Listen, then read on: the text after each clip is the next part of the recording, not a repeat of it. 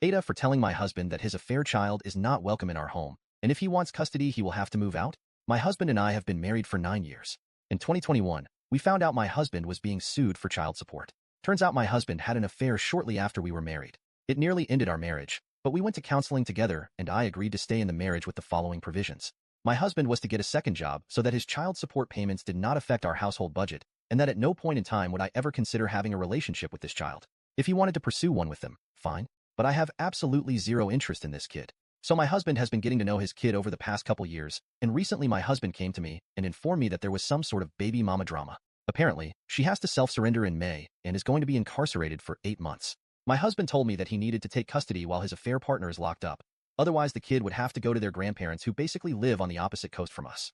Their kid doesn't want to have to change schools or be so far away from their friends, dad and mom. She will be doing her time fairly local to us. So, after my husband told me that, I got up and left the house. I went to the grocery store on the corner and grabbed a copy of our area's apartment guide, went back home and handed it to him. He asked if I were serious. I told him I still felt the same way as I did 3 years ago. He said he didn't think that was fair considering the extenuating circumstances. I told him I don't care about the circumstances. His kid is not welcome in my home. If he wanted to take custody, I will grant him an amicable divorce, but I am not changing my mind. I am not taking care of some other chick's kid. Edit. For all the people concerned about what a whip cracker I am in making my poor husband work 2 jobs, he has never had a full-time job since we have been together. He works 2 part-time retail jobs now that add up to 40 to 50 hours a week. He currently only has supervised visitation with his kid. They see each other once or twice a month for a couple hours with a social worker present. And for those who seem to think that I need to be the one to file for divorce, no, I will not. I am not the one who created this situation. If my husband wants to pursue custody, I have told him I will not fight it. I will grant him an amicable divorce and let him be on his way. However, I am not going to waste my own time, energy, and money to do so. He is responsible for getting his own ducks in a row for the situation he created. That includes being the one to go through the headache of filing. Date. We discussed divorce. We discussed temporarily separating. We discussed a lot. We sat down and had a pretty big financial talk. He is not involved in our financial planning.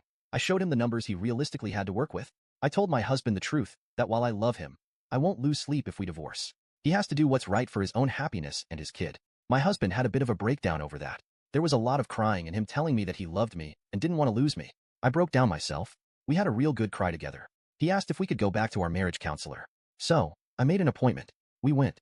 We discussed the same things above, but with a counselor present. It basically boils down to my husband being very overwhelmed and conflicted about everything. He confessed he didn't really want to be an active parent but feels like he is supposed to. There's some deep stuff in there about his own family and race tied into that. So complicated emotions. He is terrified of losing me. He wants to prioritize our marriage. Hearing me say that I wouldn't lose sleep over divorcing left him shook. Our counselor strongly suggested that my husband get into individual therapy and gave some referrals. My husband has not pursued that.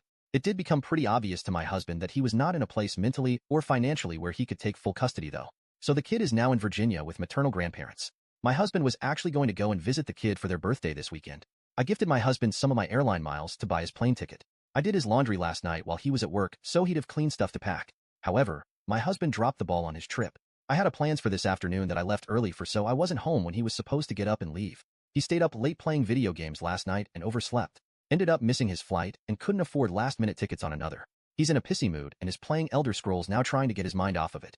I've got my sister and some friends coming over in a few for a salsa canning party in a bit, so I'm hoping he gets into a good groove with his game because I'm going to have so much margarita.